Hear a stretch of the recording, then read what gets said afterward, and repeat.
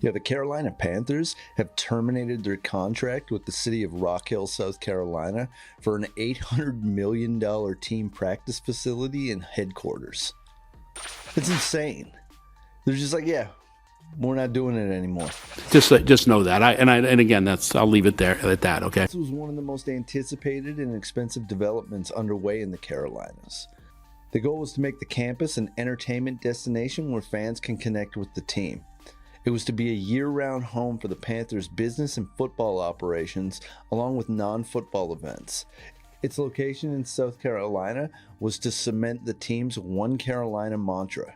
Listen, this is what it was supposed to have. A 5,000 square foot outdoor multi-purpose stadium, an indoor 500-seat practice facility, a public plaza, a team headquarters situated inside a 700,000 square foot facility the team called The Rock, outdoor practice fields, a sports medicine facility, corporate offices, residential space, retail space, new public streets, sidewalks and trails for walkers and cyclists.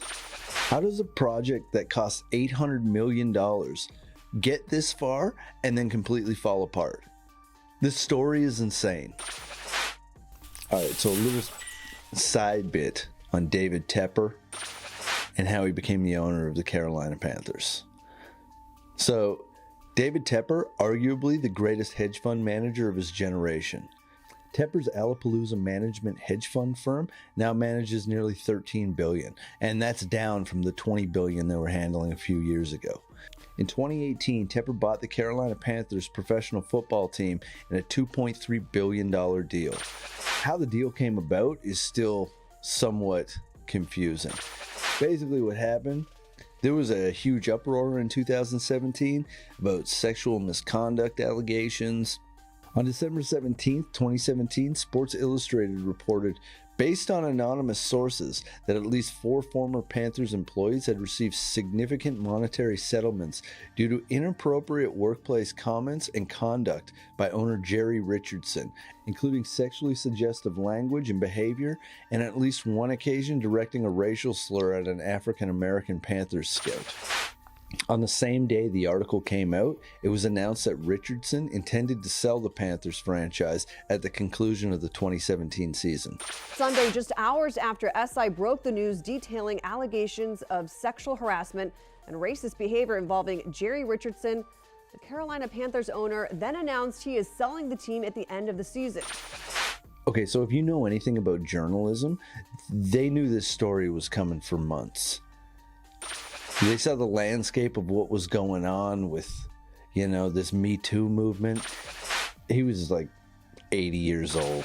He was done anyways. He got his $2.3 billion and he walked away. It's crazy, man. That's a crazy story. It wouldn't, it's not like he cared. He's like, I don't want to deal with the hassle.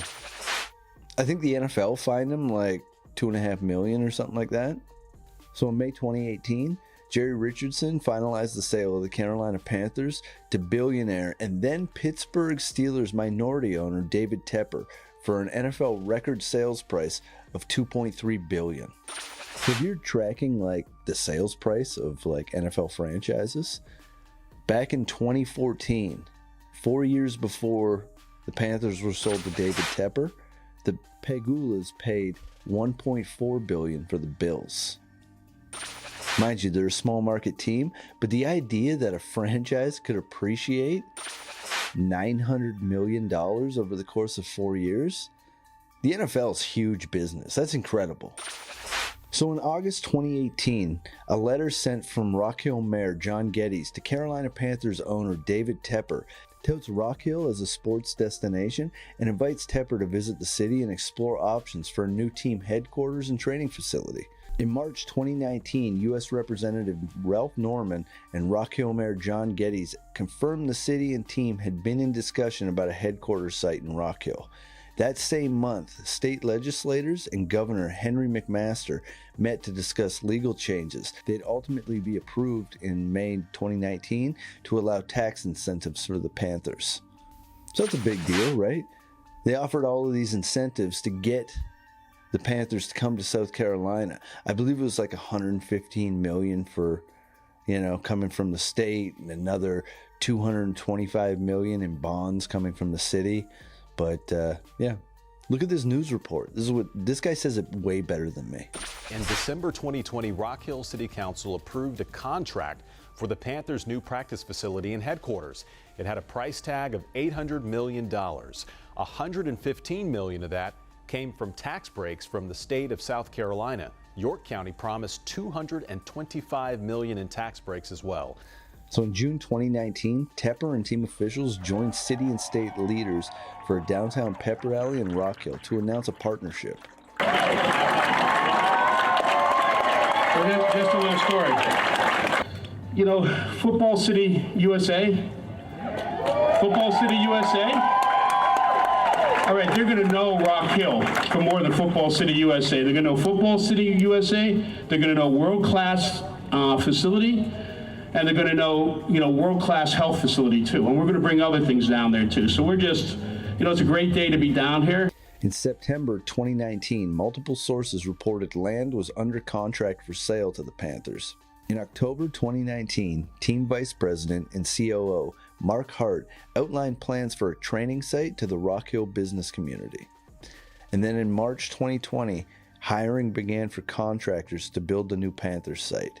That same month, York County agreed to its part of the project and released details on incentives that involved the city, county, and team. Then groundbreaking in July 2020 aimed for an opening of the new headquarters site in 2023. A May 2021 request from the team to York County asked for help with infrastructure costs.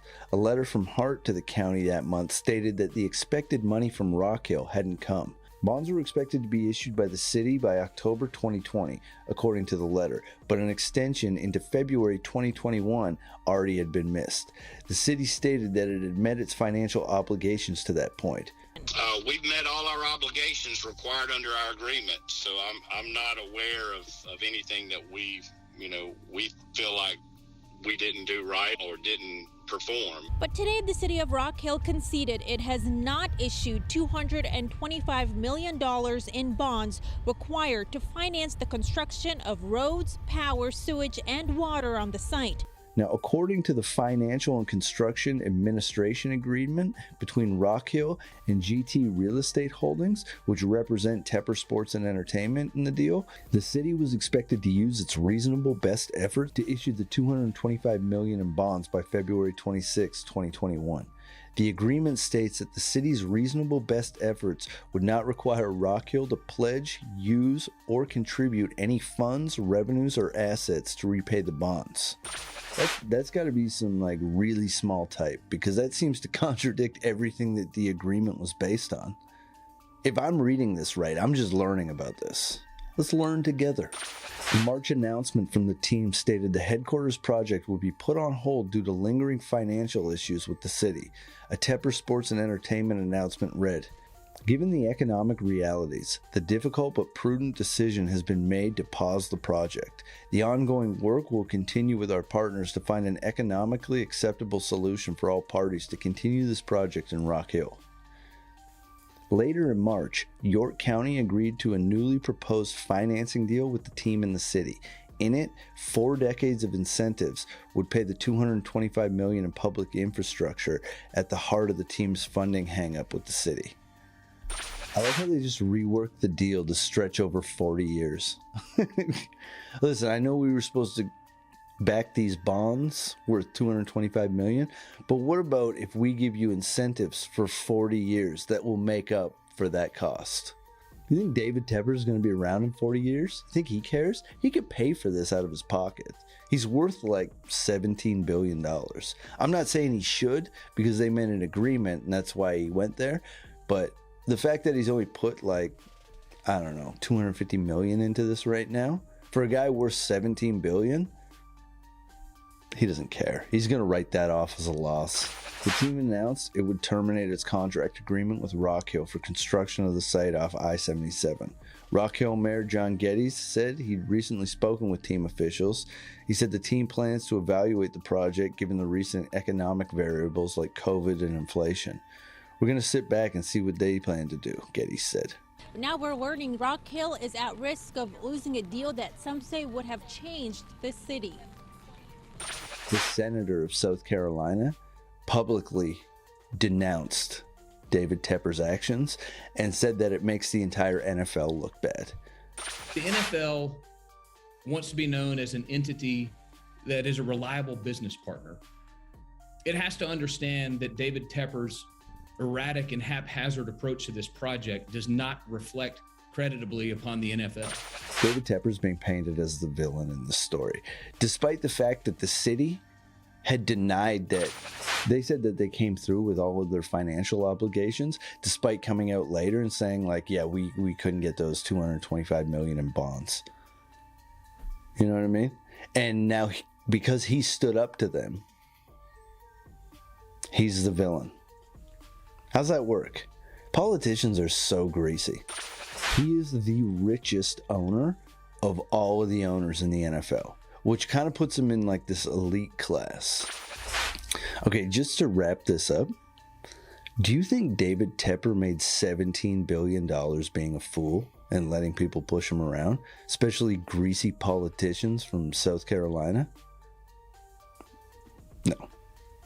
Here's a quote from David Tepper that I love, okay? I'm the animal at the head of the pack. I generally am. I either get eaten or I get the good grass. Think about that quote. Think about the mentality of a guy who would say that. It's an incredible way to think of yourself, because we should all think of ourselves that way. But the reality is, there's only a small fraction of people who are actually like that. So if you think this dude's going to get pushed around by some like greasy politicians from South Carolina, I don't think so. I have so much respect for David Tepper after this situation, and I think the whole situation is sad for the people of Rock Hill. You know, that's what they wanted. These people work and live in this city and in this community, and that would have brought so much to them. I think it'd be good for businesses and retail, and I think it'd be a good thing. Being right here close by. I think for our business, it's going to be a really positive thing, just because all those buildings are going to need plumbed, you know, and we're a supply house that's basically right down the street. I mean, that would mean a lot, man, in Rock Hill, man, you know. That'll make Rock Hill more on the map in South Carolina, you know. I think it would be great in the area. I think it's going to bring a lot more businesses to the area. I think it's wonderful that it's going to bridge the gap between Charlotte and the Rock Hill area. Once again, it's another example of greasy politicians just screwing over the people. Anyways, thanks for watching. Check out the next one tomorrow.